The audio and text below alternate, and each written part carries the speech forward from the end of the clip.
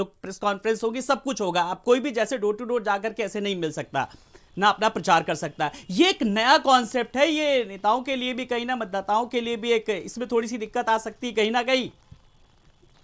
देखिए, पिछली बार भी 7 चरणों में उत्तर प्रदेश में चुनाव हुए थे विधानसभा के 2017 में।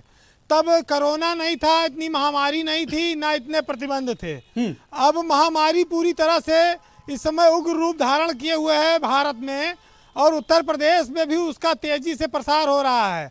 आयोग के सामने मुश्किल ये है कि अगर वो चुनाव नहीं कराएगा तो राष्ट्रपति शासन लगाना पड़ेगा, और अगर चुनाव कराएगा तो ऐसे में ओमिक्रॉन और कोरोना के आक्रमण से बचना है और मतदान कराना है। इसके लिए रास्ते ढूंढे गए कि यूपी में प्रतिबंध लगाए जाएं और 5 लोगों को अनुमति दी जाए कि वो डोर टू डोर प्रचार करें और अपना यूट्यूब के माध्यम से, सोशल मीडिया के माध्यम से, फेसबुक से लाइव करें। वो आज के ज़माने में हर हाथ में मोबाइल है, हर आदमी अपने नेता को लाइव भी सुन सकता है, रिकॉर्डेड भी सुन सकता है जी। इसके लिए बड़ी बड़ी रैलियां करने की जरूरत नहीं है।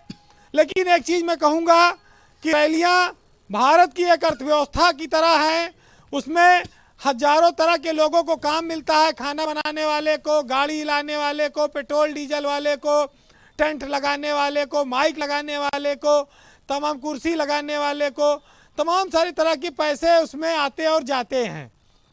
तो ये जरूर है कि इस बार चुनाव में उस तरह का खर्चा नहीं होगा, लेकिन चुनाव संपन्न कराना समय पर आयोग की जिम्मेदारी है, उसका निर्वहन चुनाव आयोग ने किया है। 10 फरवरी को जब पहला चरण होगा तो उत्तर प्रदेश में किस तरह का मतदान होगा आप देखेंगे, महसूस करेंगे। पहले लंबी लंबी कतारें लगती थी, घंटों लोग लाइन में लगते थे।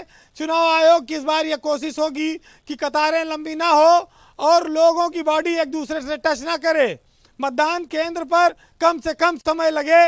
इन सब चीज़ों पर वो लगातार समीक्षा करेगा। अभी 15 जनवरी के बाद आपको कुछ नई गाइडलाइन सामने आएंगी, मिलेंगी। लेकिन महत्वपूर्ण बात यह है कि उत्तर प्रदेश की जनता को अब एक नई सरकार चुनने का मौका मिलने जा रहा है। ये खुशी की बात है कि जिसके लिए 5 साल जनता इंतजार करती है। जनता के नुमाइंदे, जिन लोगों ने जनता को ठगा होगा, जनता उनके खिलाफ वोट करेगी। जिनसे जनता प्रसन्न है, जनता उनको जिताएगी। ये लोकतंत्र का एक उत्सव है। इस उत्सव पे जो कोरोना का ग्रहण लगा है, उसको भी मात देने का इस बार एक चुनौती है उत्तर प्रदेश के सामने और उस राजनीतिक दलों के सामने, राजनीतिक पार्टियों के सामने। अभी आपने सुना कि विपक्ष के नेता कमर कसे हुए अखिलेश यादव का बयान आया। योगी आदित्यनाथ ने ट्वीट करके चुनाव की तारीखों का ऐलान का स्वागत कर दिया है। सारे राजनीतिक दल तैयार हैं। तो स्वाभाविक है कि ये जो मामला है, ये लोकतंत्र के उत्साह में उत्सव के दौरान कोई कमी नहीं दिखाई पड़ रही है। दुगनी उत्साह से लोग आएंगे। कोरोना से ईश्वर अगर बचाए रहा, दूसरी लहर की तरह हाहाकार न मचे, इन सब व्यवस्थाओं को चुनाव आयोग को देखना होगा, क्योंकि अब सारा कंट्रोल उसके हाथ में है। बिल्कुल। और सरकारी अफसरों का रोल अब बहुत इंपॉर्टेंट हो जाता है। चुनाव के पर्यवेक्षकों का रोल बहुत अहम होगा। अब वो लोग इस प्रदेश को बचाएं और सकुशल संपन्न चुनाव कराएं। अब इस प्रदेश की जनता के लिए अपनी सरकार चुनने का वक्त है। वो चाहती है इसमें कोई खलल न पड़े। वो खुद उत्साहित है। वो नेताओं को भी सुनना चाहती थी हजारों लाखों की संख्या में जी। लेकिन अगर परिस्थितियां विपरीत हुई हैं, तब भी वो वोट डालेगी। इस लोकतंत्र के जश्न में वो शामिल होगी। वो चाहती है बढ़ चढ़कर हिस्सा लेना।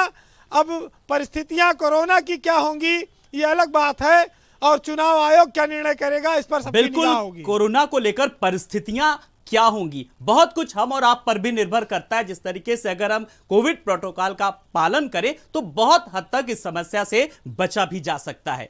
नरेंद्र हमारे साथ बने हुए हैं। नरेंद्र, जिस तरीके